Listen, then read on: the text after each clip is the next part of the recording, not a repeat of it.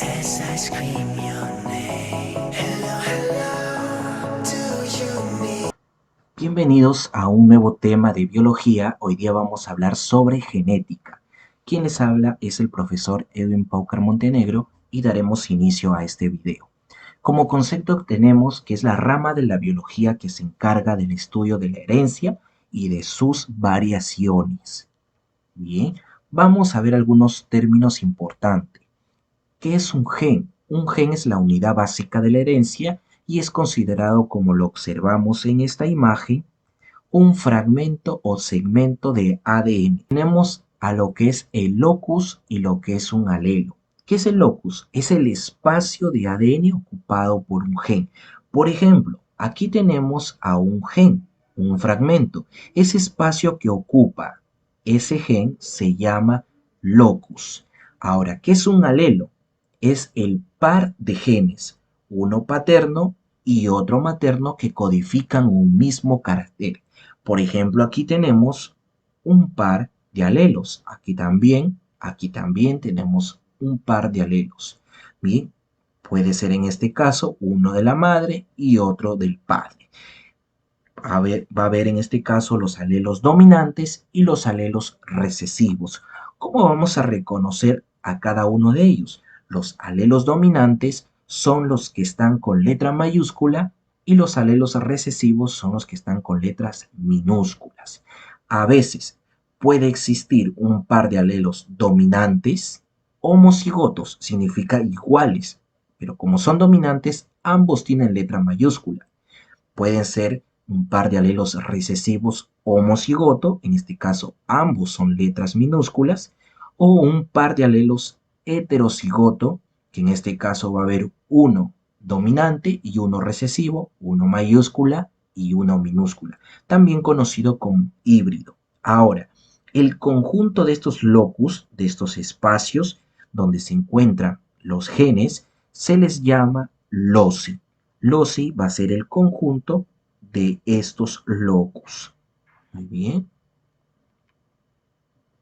Otros términos importantes a conocer es el genotipo. Cuando hablamos de genotipo, es el tipo de gen. Por ejemplo, los alelos tienen tipos y ya lo habíamos visto anteriormente. Los que son dominantes, los que son recesivos y también habíamos visto los que son homocigotos dominantes, homocigotos recesivos y heterocigotos o híbridos.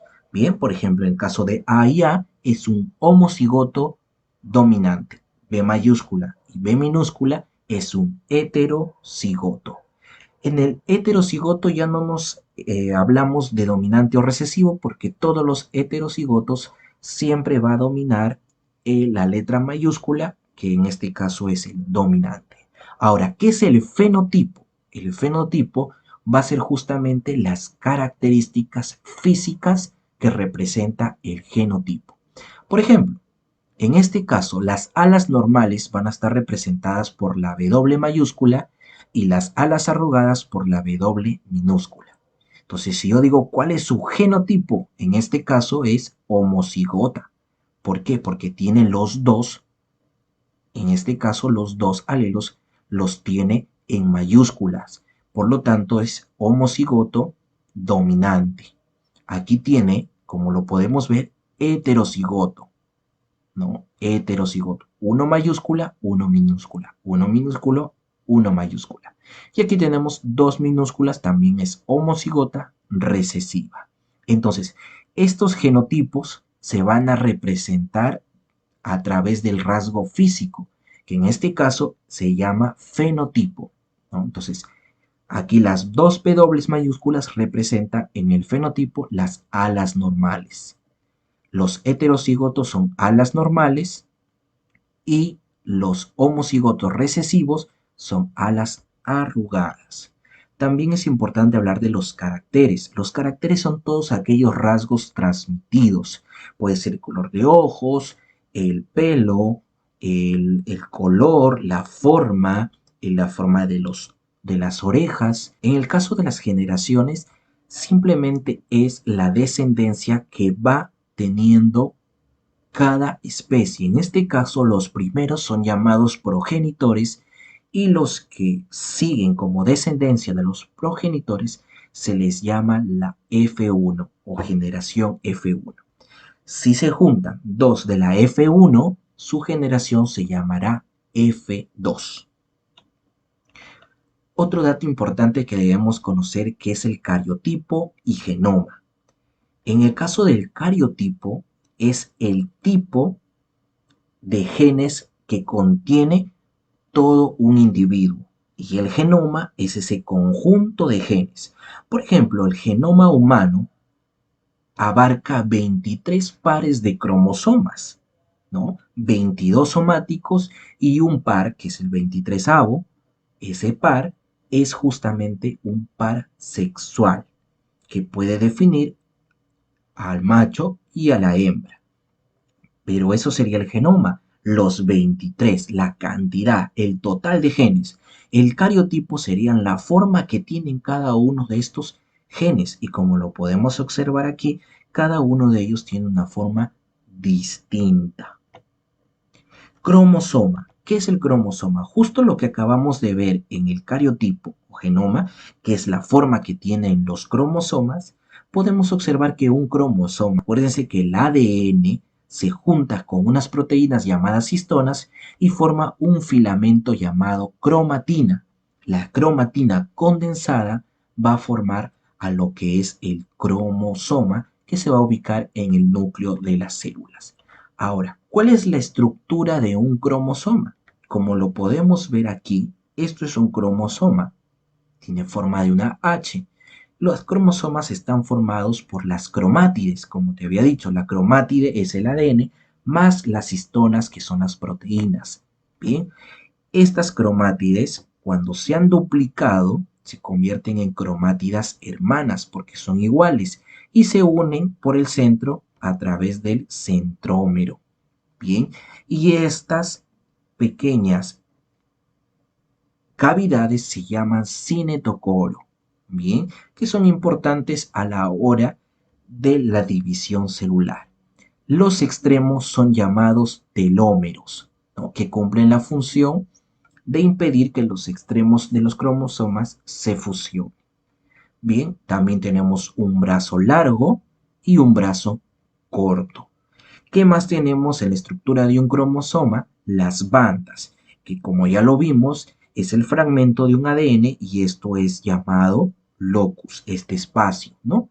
Y es conocido también como un alelo. Tenemos lo que son los satélites, que es el segmento esférico del cromosoma, que está separado del resto por una constricción. Esta constricción es secundaria, como lo podemos ver aquí. Existen diferentes tipos de cromosomas según la ubicación del centrómero. En este caso tenemos los metacéntricos, que es cuando los brazos son de igual dimensión, los submetacéntricos, que tenemos cuando un brazo es más largo que el otro, los acrocéntricos, cuando el centrómero ya está llegando hacia los extremos, y los telocéntricos cuando el centrómero se encuentra en la parte de los telómeros. Los estudios de Mendel. En genética es muy importante conocer los estudios de Mendel ya que son la base de la genética. Pues Mendel era un monje botánico austraquio que estableció las leyes básicas de la herencia. Él hizo estudios genéticos con la arveja Pisum sativum, que es su nombre científico, durante 8 años y publicó sus resultados en 1866. Dichas características y rasgos que tomó para poder hacer sus estudios, en este caso fue la forma de la semilla, si era lisa o rugosa, el color si era amarilla o verde, la forma de la vaina si era inflada o comprimida, el color de la vaina si era verde o amarilla, el color de su flor si era púrpura o blanca, la ubicación de la flor, se iba como unión de las hojas, que es la parte axial, o en la punta de las ramas, que es en la parte apical. en el tamaño de la planta, si era una planta enana o una planta alta de unos 1 metro a 2 metros. Bien, es importante conocer el cuadro de Punnett. ¿Qué es el cuadro de Punnett? Es aquel que nos va a permitir poder estudiar de una mejor manera las leyes de Mendel. En este cuadro, ¿qué van a ir ubicados? Van a ir ubicados los alelos, tanto del padre como de la madre, ¿no? Los alelos del padre y los alelos de la madre en estos. Y el resultado de ese cruzamiento de estos alelos nos va a dar como resultado la descendencia. Bien, es importante recordar los alelos que conocemos en este caso, que es como el genotipo homocigoto, es un par de alelos que son iguales. Por ejemplo, acá los dominantes, que son dos letras iguales mayúsculas, o los recesivos, que son dos letras iguales minúsculas. Y los heterocigoto, que en este caso son alelos diferentes, uno es mayúscula y uno es minúscula, ¿no? También son llamados híbridos. Bien, las leyes de Mendel. Primera ley de Mendel, llamada ley de la dominancia de los caracteres en la primera generación filial. ¿Qué nos dice? Que al cruzar dos especies puras, por ejemplo aquí, es dominante en A mayúscula y aquí también es recesivo en A minúscula. Ambos son puras porque no son híbridos. Quiere decir que ambos tienen, en este caso, los alelos iguales. A mayúscula, A mayúscula. A minúscula, A minúscula. Bien, a la hora de hacer el cruce de estas dos especies, todos los resultados, todos los resultados van a dar como características el 100% iguales. Si tú observas A mayúscula y A minúscula, A mayúscula y A minúscula. A mayúscula con A minúscula, A mayúscula con A minúscula. Genotípicamente, 100% A mayúscula, A minúscula. Y fenotípicamente el 100% amarillas. ¿Por qué? Porque siempre se va a manifestar el rasgo dominante, que es la A mayúscula del color amarillo. Entonces, esta primera ley nos dice que es justamente la dominancia del carácter del dominante, del alelo dominante y del gen dominante. En cambio, la segunda ley es la ley de la segregación o separación de los caracteres en la segunda generación, en la F2, en la generación final. Aquí ya va a haber una separación. Si ustedes observan una alberja amarilla con otra alberja amarilla, pero ya no puras, sino híbridas, A mayúscula con A minúscula, A mayúscula con A minúscula. Cualquiera podría decir que ambas van a dar la A mayúscula, que es la dominante. No, ambas van a dar cada una de ellas. A mayúscula, A minúscula. A mayúscula, A minúscula. A la hora de hacer el entrecruzamiento vamos a tener A mayúscula con A mayúscula de aquí, A mayúscula con A minúscula aquí, A mayúscula con A minúscula de aquí, y aquí tenemos dos A minúsculas. Si observamos este resultado vamos a tener que en la porción genotípica tenemos 1 homocigoto dominante, 2 heterocigotos y 1 homocigoto recesivo. Ahora, en la porción fenotípica tenemos 3-1, 3 de color amarillo y 1 de color verde. En la tercera ley de Mendel consiste en la ley de combinación o de distribución independiente de los caracteres en la segunda generación filial. Aquí cada carácter se transmite independientemente. Por ejemplo, voy a cruzar en este caso a dos semillas amarillas y lisas, pero que llevan como recesivo el color verde y, en este caso, la forma rugosa. A la hora de hacer el cruce, obtengo que cada uno es independiente, obteniendo que pueden haber amarillas y rugosas, como pueden haber verdes y lisas, y pueden haber verdes y rugosas.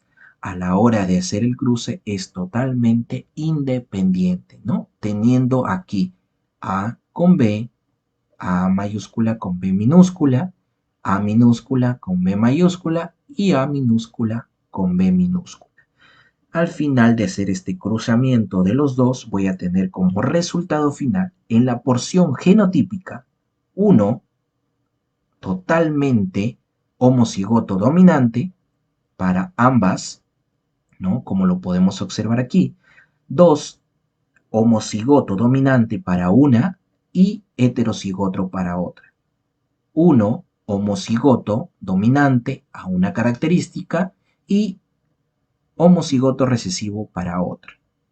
2 heterocigotos para el color y homocigoto dominante para la forma. 4 heterocigotos para ambos casos, forma y color. Y aquí tenemos 2 heterocigotos para el color y homocigotos recesivos para la forma. 1 homocigotos para el color y homocigotos dominantes para la forma. 2 homocigotos recesivos del color y heterocigoto para la forma. Y finalizando, 1 homocigoto en ambos casos, recesivos para el color y para la forma. Y por último, la porción fenotípica, o sea, la característica, vamos a tener 9 de color, 9 de color amarillo y lisos, 3 de color amarillo y rugosos, 3 de color verde y lisos y 1 de color verde y rugosos. Es de esa manera que vamos a tener como resultado final. Muchas gracias. Si llegaste hasta aquí, no te olvides dejar me gusta, suscribirte al canal, compartir y comentar alguna sugerencia o cómo te pareció el video.